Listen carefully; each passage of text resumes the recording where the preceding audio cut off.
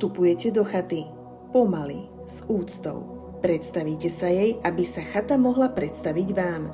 Nie slovami, ale pocitom.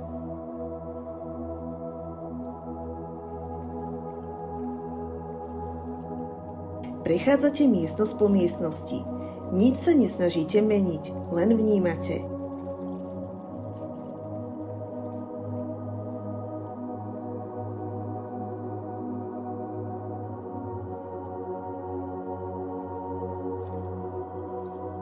Steny, ktoré si pamätajú iné časy.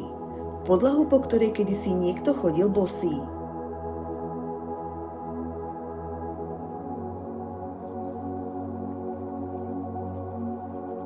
Okno, ktoré celé roky pozeralo rovnakým smerom. Do lesa, do ticha, do pokoja. Zastavíte sa. A ak ste tu na chvíľu ticho, začnete počuť viac než len vlastné kroky. Nie je to chata, ktorá by sa vám chcela zapáčiť na prvý pohľad.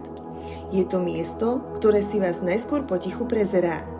A možno práve v tejto chvíli pochopíte, že niektoré chaty nepotrebujú okamžité odpovede. Stačí, ak im dáte čas. A oni vám dovolia zostať.